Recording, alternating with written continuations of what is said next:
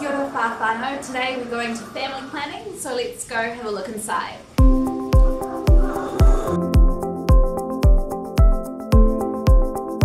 So I'm Lesley-Anne, I'm the Health Promotion Area Manager for Family Planning for the Northern Midland region.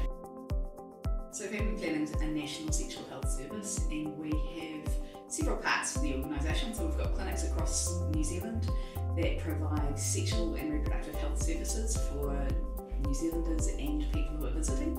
And we also have a health promotion service, which is the part of the organisation that I work in. And what we do is support various groups and professionals with information about sexuality education, healthy relationships and health promotion. Whakamana here, which is equity, access and choice. So for us, what we're really looking to do is to help make sure that everybody has access to really great sexual health care and to information and support around healthy relationships, sexual health and reproductive health. And that's really about trying to make sure our services are as accessible as possible, that we're located where we need to be and where people need us most. And also that we're really making sure our services are friendly and approachable to everyone who needs us, and that we're taking the time to make sure we're reaching those who might be experiencing a few challenges, or the groups where there is a bit of inequity in their health outcomes and their access to service. People come to us for pretty much a wide range of services, but it might be contraception, whether that's finding the right method for them, getting a pill repeat, having an IUD or an implant fitted or removed, or emergency contraception when it's needed. We do STI testing, including in many of our clinics for many of our patients self-testing, which means someone can pop pretty discreetly into the bathrooms and do a self-swab or pee in the pot test for chlamydia and gonorrhea, two of the more common STIs in New Zealand. We do pregnancy testing and talk to people about what their options are and give referrals when needed, whatever choices they might make. We also do a lot of support around things like problems with periods or painful periods or menstruation. So not everyone who comes to see us is sexually active or looking for contraception services, but that's about anything to do with reproductive or sexual health. So for anyone who's under 22 and a New Zealand resident, then they can get an appointment for free, and all they're going to pay for is the cost of the service. And many of those are free as well, but they might have to pay something like a $5 prescription at the pharmacy when they pick up their script. For community services card holders, it's $5 for an appointment, and again, maybe a small charge for those services along the way.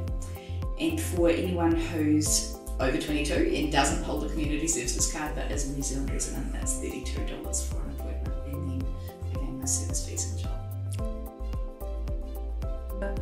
Many people, sexual health and sex and sexuality themselves are kind of special topics that they may not feel that comfortable talking about all of the time, or maybe more comfortable talking about to someone of a similar gender or someone who specialises in those services. So we have a lot of patients where they come to us for their sexual health needs, when maybe they don't feel comfortable talking about that with their GP, or they just need a little bit more advice or support than they're able to get. So I think it's really important from that point of view.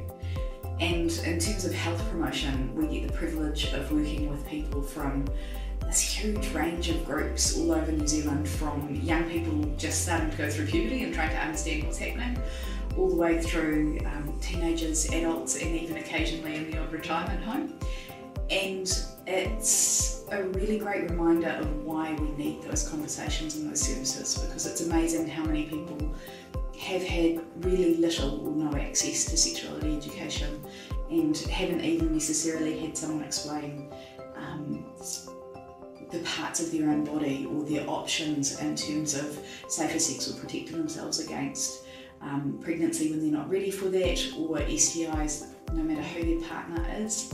And it's not just about the physical sexual health, it's also about healthy relationships, about consent, about understanding diversity in gender and sexuality and orientation, and what people want or how relationships are structured, and knowing where to go when they need help. From family planning's perspective, one of the big issues is equity. So it's about making sure that all women, and in fact people of diverse genders, have access to the services that they need, and that we're not leaving groups of our community or groups of our women in places where they don't have the support that they need, or where it's a lot harder for them to really enjoy good sexual health and healthy relationships than it is for other parts of our community that maybe have access to more resources or more information. The easiest way to find us for most people is to go to familyplanning.org.nz, and there they'll find our website, which has got lots of information and really quick, easy links to our clinics and to our client contact centre, where the team can help people to find the first available appointment for them as close as possible to them. Thanks to Lesley at Family Planning.